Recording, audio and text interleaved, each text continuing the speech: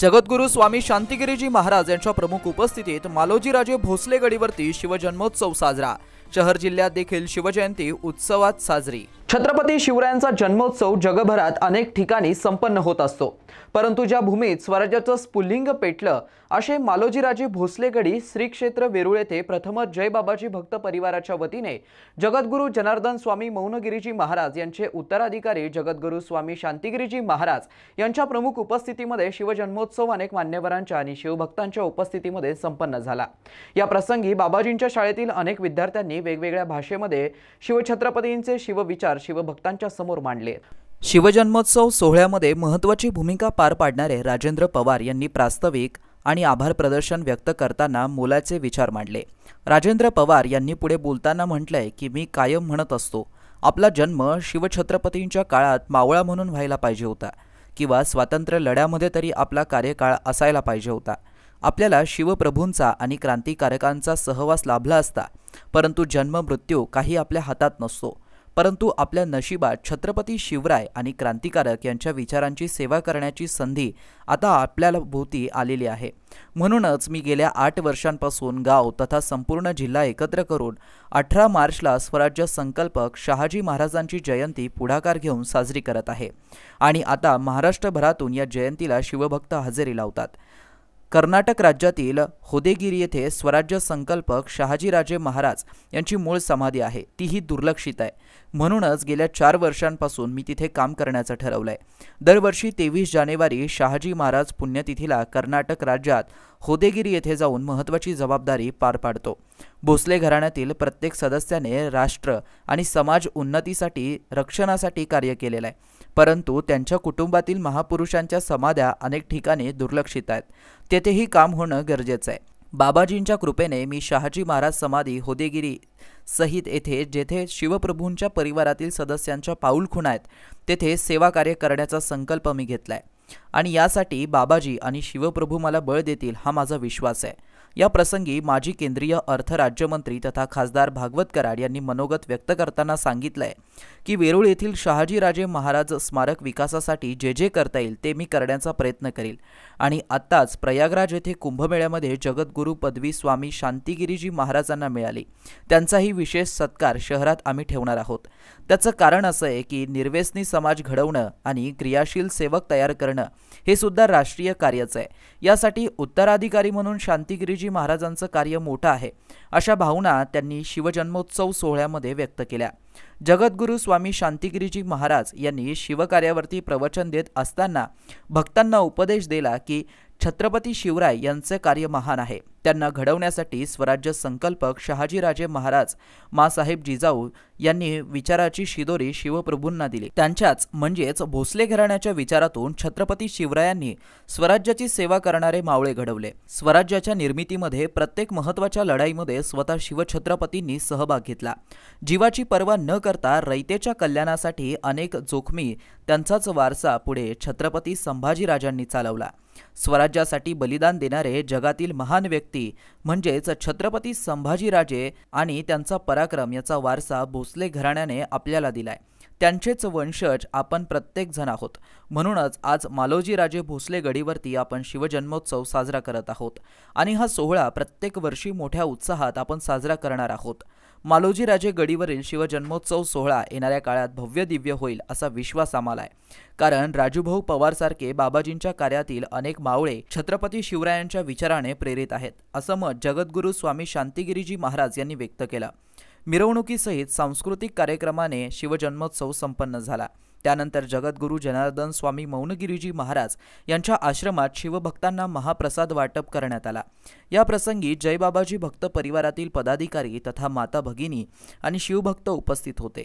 या प्रसंगी राजेंद्र पवार यांनी उपस्थित असलेल्या शिवभक्तांना आवाहन केलं की 18 मार्च रोजी स्वराज्य संकल्पक शहाजीराजे भोसले यांची जयंती आहे, त्याही वेळेस आपण मोठ्या संख्येने उपस्थित राहून शिवकार्याची सेवा करावी असं आवाहन केलं। एडियनसाठी खुलताबाद तालुका वरिष्ठ प्रतिनिधी मच्छिंद्र घोरपडे।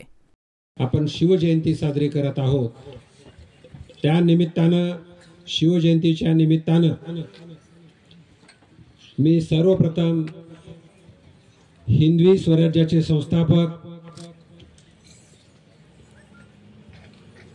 यांना मानाचा मुजरा, छत्रपती शिवाजी महाराज यांना मानाचा मुजरा वंदन करतो। तसेच धर्मवीर संभाजी राजे यांना पण वंदन करतो, अभिवादन करतो। आणि छत्रपती शिवाजी महाराज यांना ज्यांनी घडवलं अशा मा जिजाऊ यांना पण वंदन करतो, मानाचा मुजरा करतो। आणि या प्रसंगी या पवित्र स्थानी ज्यांच्या प्रेरणेतून हा कार्यक्रम होतोय, ज्यांच्या आशीर्वादानं हा कार्यक्रम होतो, असे गुरुवर्य जनार्दन स्वामी यांचे शिष्य जय बाबाजी यांना सुद्धा वंदन करतो। सर्व बाबाजी परिवारचे भक्तगण,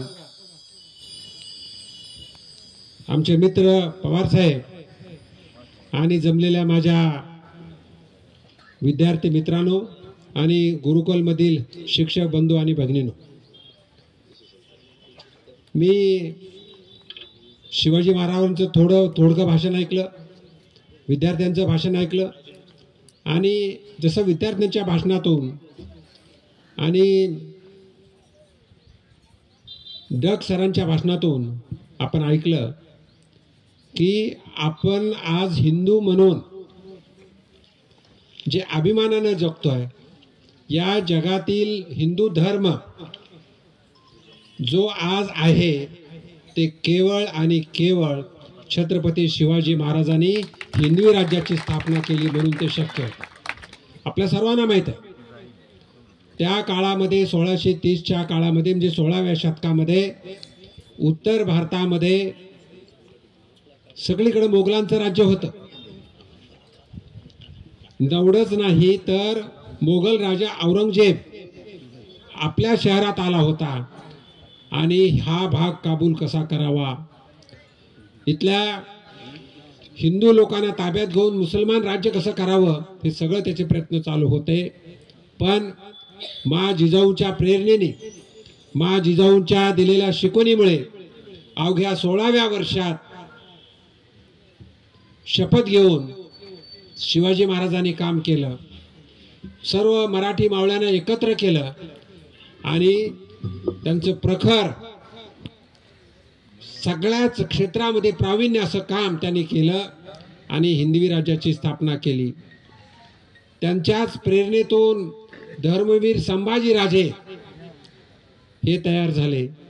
आणि तुम्हाला माहिती आहे, धर्मवीर संभाजी राजांनी हिंदू धर्म सोडावा म्हणून औरंगजेबाने छळ केला, पण शेवटी त्यांनी धर्म सोडला नाही, त्यांनी प्राणाची आहुती दिली, अत्यंत क्रूरपणे त्यांना मारलं, पण हिंदू धर्म सोडला नाही, म्हणून त्यांना धर्मवीर ही पदवी दिलेली आहे। तर असे हे थोर राजे आणि त्यांच्या कुळातील शहाजी राजे म्हणजे आजोबा समजा धर्मवीरचे, तर ही पवित्र गडी आहे। आणि या ठिकाणी आपल्या बाबाजींनी असा कार्यक्रम सुरू केला म्हणून मी त्यांचं मनापासून अभिनंदन करतो। आणि दुसरा, आपण तर बाबाजीचे भक्त आहोत। आता महाकुंभमध्ये बाबाजींना पदवी मिळाली, जगद्गुरु पदवी मिळाली, म्हणून मोठा कार्यक्रम आम्हाला तुमचा घ्यायचा आहे, सत्कार घ्यायचा आहे। पण आपल्या सर्वांतर्फे त्यांचा सत्कार करू, अभिनंदन करू। लवकरच आम्ही आणि पवार साहेब आणि तुमच्या सर्वांना विचारून कोण पाहुणा बोलायचा, कसा कार्यक्रम घ्यायचा ते आपण ठरवू। पण जगद्गुरु पदवी मिळणं खूप मोठी गोष्ट आहे, त्यांचं कार्य आपल्याला माहीत आहे आणि रात्रंदिवस जनतेसाठी काम करतात ह्याची सुद्धा आपल्याला कल्पना आहे। म्हणून आपण सर्वांनी एकत्र येऊन त्यांचा सुद्धा सत्कार करू। मी जास्त वेळ घेणार नाही, पण आज शिवजयंतीच्या निमित्तानं आपण एवढंच सांगू इच्छितो की आपण एक हिंदू म्हणून ताटमानाने जगतोय ते केवळ आणि केवळ छत्रपती शिवाजी राजेमुळेच। त्यांनी हिंदवी राज्याची स्थापना केली आणि पुढे राहिलं म्हणून शक्य आहे। मी जास्त वेळ न घेता आपल्या सर्वांना शिवजयंतीच्या हार्दिक शुभेच्छा देतो। आणि जसं पवार साहेबांनी, राजेंद्र पवार साहेबांनी सांगितलं, त्याच्या सुशोभीकरणासाठी आम्ही पैसे दिले होते, काम झालेलं आहे, पण कोणी ताब्यातच कोण चालवावं ह्याच्यावरती वाद चालू आहे। मी कलेक्टरला घेऊन लवकरात लवकर ते जनतेसाठी खुलं करू, एवढंच या प्रसंगी बोलून मी माझ्या वतीनं आपल्या सर्वांचं मनापासून अभिनंदन देतो। मित्रांनो, ही बातमी तुम्हाला कशी वाटली हे आमच्या कमेंट बॉक्समध्ये नोंदवायला विसरू नका. अशाच बातम्या बघण्यासाठी आमच्या YouTube चॅनलला सबस्क्राइब मात्र करायला विसरू नका. हा व्हिडिओ तुमच्या प्रियजनांपर्यंत शेअर करायला सुद्धा विसरू नका. मनपूर्वक धन्यवाद.